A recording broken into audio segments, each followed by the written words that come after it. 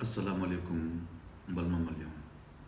Et là, je m'arrête tout le Makando, le président de l'association Cabral de Renouveau International.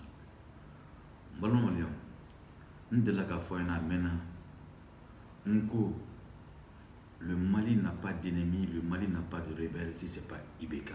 Nya Foyana Mena. Mais bi, bébé kaye. Mais bi, a aussi ka famille Tchogodi. Mopti région. Ambika halaki, ambika faka, iba fuku saka monnaie. Andonko bika ban, geleya mbe, geleya sugu bebe mfolo. Lakanate, fouite. Bi, aïe jatemineke dans la vie. Nyebre na shibana, abta shesul le dala. Ibika ka fanga malio nya fwenye, ibika ka fanga bana, furata la. Ala ife munchema tsega dla. Mais obdala ka fo, mado de be. Dina nyamoko mado be o keleme ka ko labe pour que kana tu ibeka ko kana constitution ka hakli yelama kana constitution yelama politique moko damoto ni be munu keleme ka fara nyogon ka obe dugo la pour que kana nyine kana anga constitution yelama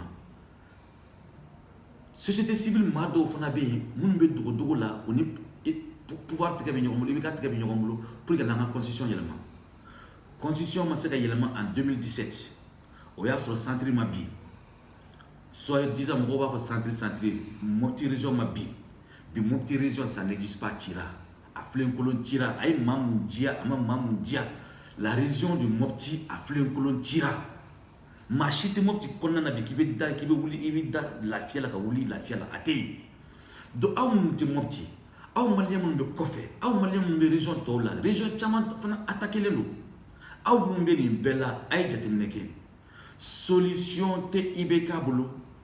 L'ennemi principal du Mali c'est Ibeka. Donc on a préparé Malien tché et Malien muso.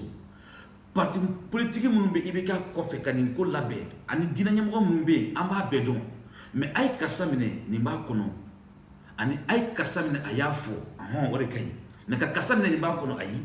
Ka kasamine ni yafo anya angu beto bemna bo kelengele. Mais préparons-nous en bela jele kan préparer. Fini suguya kele saya do malote malo era don sayate dongo donu yeni dossier ta ka date tabali sans faire o ibeka ka fanga bane aw kana pressé malien aw kana pressé ni fin te tient ala e fait mon tient ma te se godla mao ma tukura ibeka ko wallahi ala ba bayla mao ma ko ibeka ala ba be malo parce que ibeka malien de farla nyogon kanka ibeka danga ibeka nana fanga na ni vengeance de. Il n'a pas l'amour de son pays. Ibeka a la haine. Malion, nya foena. Mamko ben. Qui to benin na ebiandro ka mo critiquer dro ebiandro ka flash game go la ebe ben quoi. Ibeka ne peut pas résister tant que na nani bembalia. Ibeka ka seka fanga bouger ka seka temps sur ka ta dondoni fa ka nani balawdi. Ibeka ka fanga re balawdi. Ibeka ka fanga dangade no balawdi du. Ne dia foena malion. Donc les jeunes moun corrompu le no amu don ambe nyogon don moun ma corrompu amu don c'est ma corrompu rawo ma corrompu yo ikara chokoroba yo ikara musoroba naye ma soro ibeka no fe kebe na manga anga constitution na wallahi anya kale alala munta anga kale fenye munga buna ambela jile o don ko ni mali be bo kartika pourquoi parce que nous allons pas accepter tant qu'on vit en méfiancement entre Djeneka et Ibeka Mali Fira Mali Fere Tchoumna Mali Dafri Tchoumna nous allons pas accepter parce que le Mali n'appartient pas à Ibeka. Le Mali nous appartient tous. Donc restez mobilisés.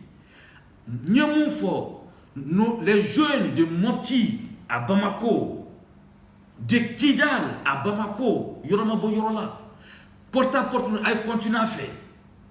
Wallahi beki sigi ga constitution yi don kono na ya date tabali kandro ibeka ga dugutu aka subeko ça y a rien à dire au kuma de be mfeka fo malio nyana saya do malote malo do era sayate ibeka est l'ennemi principal du Mali. Il est le chef rebelle. S'il y a le rebelle au Mali, c'est Ibeka le rebelle.